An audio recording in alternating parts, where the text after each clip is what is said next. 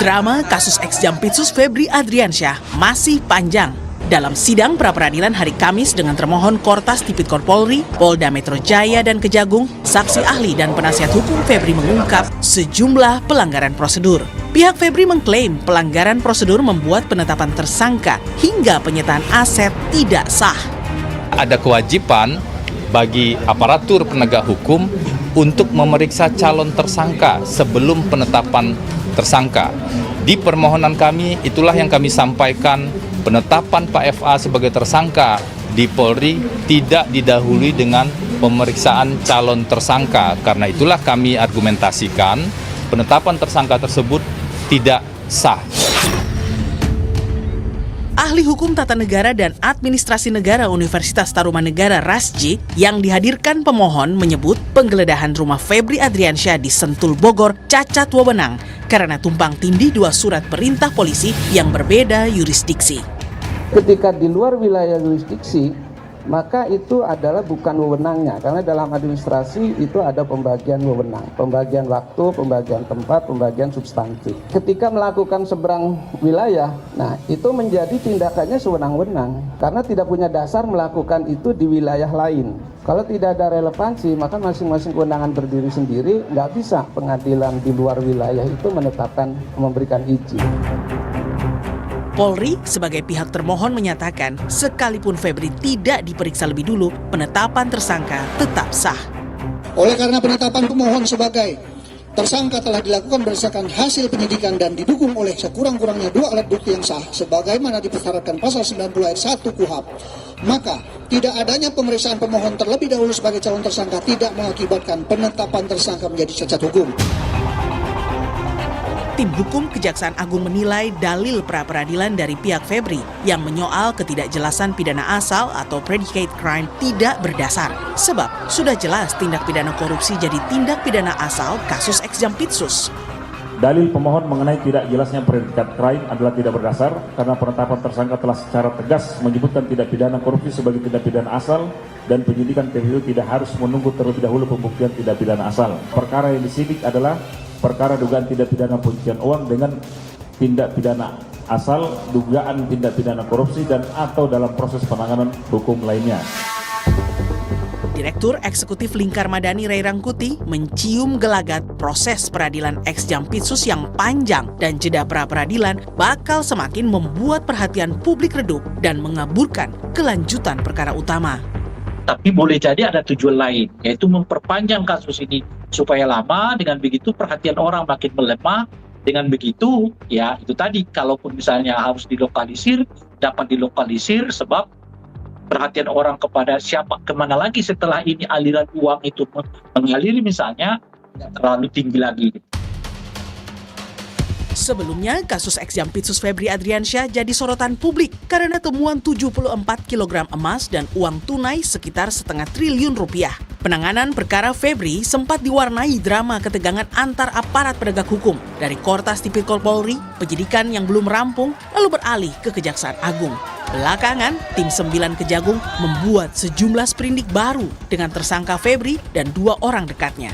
Namun, konstruksi perkara dan siapa pihak lain yang terlibat belum banyak diungkap. Halo, selamat malam saudara. Bola liar kembali menggelinding ke hadapan Anda. Melalui tim penasihat hukumnya, ex-Jampitsus Febri Adriansyah memperadilkan Polri dan Kejaksaan Agung terkait penetapan tersangka, penahanan, penggeledahan, dan penyitaan aset. Pihak Febri mengungkap sejumlah kesalahan prosedur dan pelanggaran administrasi dalam dalil pra-peradilan. Sementara Polri menyebut sudah mengantongi 2 alat bukti dan penggeledahan relevan dengan perbuatan Febri. Soal pidana asal, Kejaksaan Agung menegaskan sudah jelas predikat crime-nya pidana korupsi. Lalu dengan barang bukti 74 kg emas dan uang ₹0,5 triliun, tidakkah cukup mempidanakan seorang Febri Adriansyah? Ataukah Febri justru akan bebas lewat pra-peradilan? Pertanyaan lain, dengan pra-peradilan berjalan otomatis persidangan perkara korupsi Febri bakal semakin mundur. Apakah betul ada upaya mengaburkan perkara dan melindungi pihak lain yang terlibat? Selengkapnya kita bahas di Bola Liar bersama saya, Mas Sister Tarigan. Topik malam ini kita bahas dengan sejumlah narasumber yang sudah hadir di studio. Saya menyapa Suparji Ahmad, Guru Besar Ilmu Hukum Universitas Al-Azhar Indonesia. Selamat malam Pak Suparji. Rita Serena Kolibonso, Komisioner Komisi Kejaksaan. Selamat malam Rita. Hermawan Sulistyo, Guru Besar Universitas Bayangkara. Selamat malam Prof. Kiki. Sugeng Teguh Santoso, Ketua Indonesia Police Force. Halo, selamat malam Pak Sugeng. Saud Sitomorang, Wakil Ketua KPK 2015-2019. Halo Pak. Di floor saya menyapa Pak Yunus Hussein, Ketua PPTK 2002-2011. Selamat malam Pak Yunus. Ray Rangkuti, Direktur Eksekutif Lingkar Madani. Halo. Halo, selamat malam. Dan saat ini kita masih menantikan kehadiran Febri Diansah, penasihat hukum Febri Diansah yang masih di tengah perjalanan. Dan kami juga akan menyapa nanti Handika Honggowongso, penasihat hukum Don Rito. Dan saya langsung kepada Pak Sugeng dulu kalau begitu. Pak Sugeng, menurut Anda jadi, nah, soalnya udah sering, jadi sudah hafal. Pertanyaannya begini, jadi sebenarnya penetapan tersangka ex-Jampitsus Febri Diansah perlu diperiksa dulu atau tidak? Atau cukup 2 alat bukti yang sudah disampaikan kejaksaan dan juga kepolisian? Sudah sangat jelas bahwa Kosmak 12 Juni 2025 itu melaporkan peristiwa tindak pidana korupsi. Ya, tindak pidana korupsi artinya ada satu predikat crime yang dilaporkan. Ya, predikat crime terkait dengan dugaan manipulasi penjualan manipulasi kualitas batu bara yang dijual oleh satu perusahaan, ya, Oktasan kepada PT PLN EPI. Ini adalah predikat crime-nya, ya, kalau menurut kami. Sama juga dengan predikat crime yang disidik oleh Dirkrimsus Polda Metro, ya, terkait dugaan pemerasan seorang pengusaha diduga oleh FA melalui seorang Markus. Ini sudah jelas, ya. Nah, yang saya mau bicara di sini adalah sebetulnya ada kekhawatiran kami, ya, dan juga masyarakat. Putusan pra peradilan ini bisa seketika memadamkan, ya, memadamkan satu proses pengungkapan permainan penyalahgunaan kewenangan yang besar oleh saudara FA. Kalau ini kemudian dibatalkan, kita bicara ekstrim, ya, semua dibatalkan. Semua dibatalkan. Kemudian penegak hukum mendelay kembali untuk menerbitkan sprindik. Anda melihat ada potensi itu? Ya, semua potensi ada. Semua potensi ada. Karena yang sedang kita hadapi adalah seorang tokoh high profile di dalam sejarah penegakan hukum kita selama reformasi. Inilah seorang yang punya posisi profil tinggi. Kita pernah dapat Hakim Agung ditangkap, ya, tapi dia bukan center daripada proses penegakan hukum. Febri adalah center dari proses penegakan hukum yang menjadi concern kita bersama, yaitu pemberantasan korupsi, dibarengi dengan prestasi yang besar, ya. Jadi saya khawatir, saya kembali lagi, ya. Ini akan hapus. Kenapa kekhawatiran ini? Bukan tanpa alasan.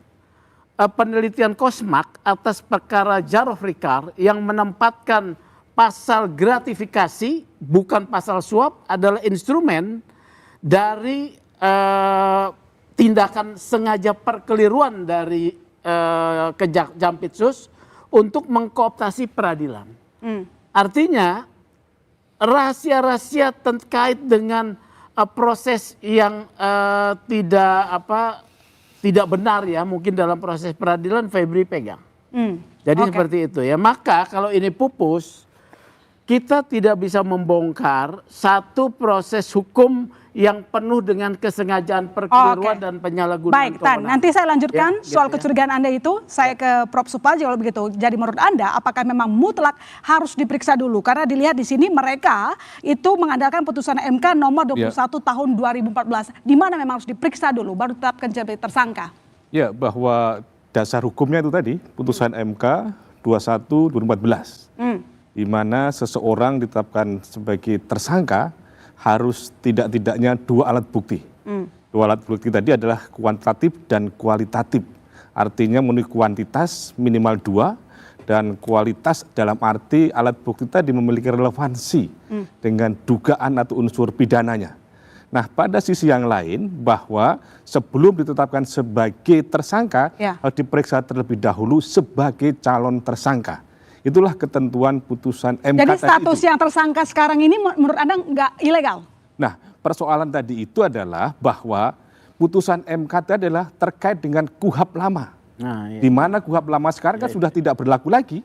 Dengan demikian berarti putusan MK sendiri juga sudah tidak relevan lagi dengan KUHP yang baru. Jadi sah. Karena apa? Karena sekali lagi bahwa putusan MK 21 2014 tadi itu adalah untuk konteksnya KUHP 81. Sementara KUHP 81 sudah diganti dengan 2025, belum ada nomenklatur yang mengatakan bahwa harus diperiksa sebagai calon tersangka. Meskipun dalam KUHP yang baru ini, bahwa putusan-putusan MK sekarang ini juga banyak ditransformasi. Banyak juga yang kemudian diperoleh, yang kemudian diadopsi dalam KUHP yang baru ini. Bahwa memang dulu ada pengalaman yang luar biasa ketika kemudian KPK kalah di pra-peradilan melawan Budi Gunawan karena waktu itu belum diperiksa sebagai tersangka, sebagai calon tersangka, langsung ditetapkan menjadi tersangka sehingga dibatalkan oleh Hakim Pra-peradilan Jakarta Selatan. Dan ada beberapa putusan pra-peradilan memang salah satu yang kemudian memutuskan tadi itu atau mengabulkan permohonan pra-peradilan karena belum pernah diperiksa sebagai calon tersangka. Meskipun demikian, sebenarnya kita tidak ditemukan juga di dalam KUHP, di dalam Perkap atau kemudian dalam putusan Jaksa Agung tentang istilah calon tersangka. Hanya satu-satunya istilah calon tersangka itu ada dalam pertimbangan putusan MK. Bukan jadi jurisprudensinya ada? Tetapi jurisprudensinya ada, tapi jurisprudensi pada konteks KUHP yang lama. KUHP yang baru belum ada tentang ketentuan tentang itu. Tetapi pada sisi yang lain, sebetulnya itu juga bisa dikecualikan dalam konteks tindak pidana korupsi tanpa adanya pemeriksaan sebagai calon tersangka. Bahkan di dalam KUHP yang baru ini pasal 22 bahwa seseorang bisa diperiksa itu tanpa kejelasan status, misalnya didatangi, dipanggil, baru kemudian diperiksa dan kemudian ditetapkan sebagai calon tersangka. Tetapi bahwa itulah salah satu dalil yang bisa digunakan untuk mengajukan pra-peradilan. Nah, kita serahkan pada majelis hakim apakah menjadi dasar untuk mengabulkan atau menolak pohon pra-peradilan, tetapi jurisprudensinya ada, putusan MK-nya juga ada, tetapi juga ada jurisprudensi yang lain yang menolak permohonan pra-peradilan karena belum pernah diperiksa sebagai calon tersangka tadi. Oke, Pak Saul, jadi jurisprudensinya ada, cuman KUHP-nya KUHP yang lama. Jadi artinya bagaimana yang status tersangka dari ex Jampitsus mungkin lolos atau enggak di proses pra-peradilan ini? Ya enggak lah. Enggak. Kalau perkiraan saya malah ini 70%, 70% ya, walaupun saya tadi analisis ya, saya analisis ada data baru sebenarnya. Tapi per detik ini saya masih beranggapan 7-60% itu ditolak. Ditolak. Walaupun ada data baru yang memungkinkan akan bergeser tapi ke 60% pasti ditolak. Karena gini. Pertimbangannya apa, Pak Saud? Peristiwa pidananya sudah terjadi. Peristiwa pidananya, peristiwa pidananya banyak. Mulai dari dia tinggal nih mau pilih-pilih yang mana aja sebenarnya, ya kan? Banyak peristiwa pidana itu sudah fultoid, sudah terjadi. Nah kemudian kalau kita bicara yang namanya pra-peradilan itu biasa di mana-mana. Artinya nih kalau di negara lain kan nggak ada, malah mereka di ombudsman aja. Ini masalah artinya apa?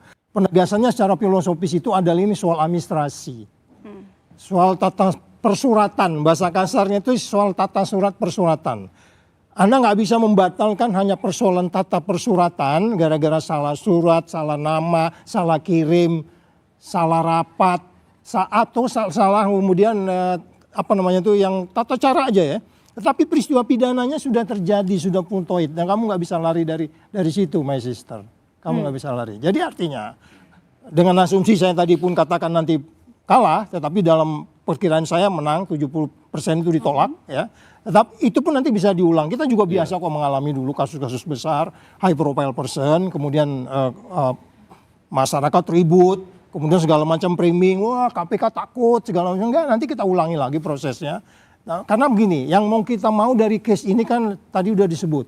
Bahwa dengan indeks persepsi korupsi 34 yang saya sebut di banyak tempat itu kan kalau kita menangani case yang sangat-sangat tebal ini dengan cara yang setipis, itu dunia akan melihat, oh begitu ya kamu cara menyelesaikannya. Apa kurang banyak itu yang 200 dan menuju 400 halaman itu. Itu semua berisi data, perilaku, peristiwa pidana, siapa berbuat apa. Ada gatekeeper 1, 2, 3, 4, 5 orang. Masih kurang itu gatekeeper itu. Kamu masih bela katakan belum ada lagi yang namanya money laundering di situ. Iya kan, ada 1, 2, 3, 4, 5, 6 menuju 7 kalau nggak salah gatekeeper itu.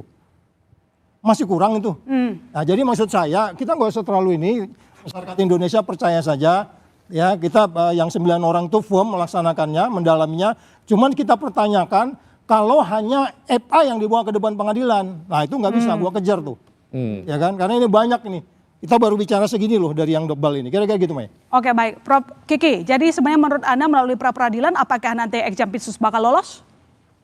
Asumsi yang ada adalah bahwa seseorang itu innocent sebelum dinyatakan bersalah oleh pengadilan.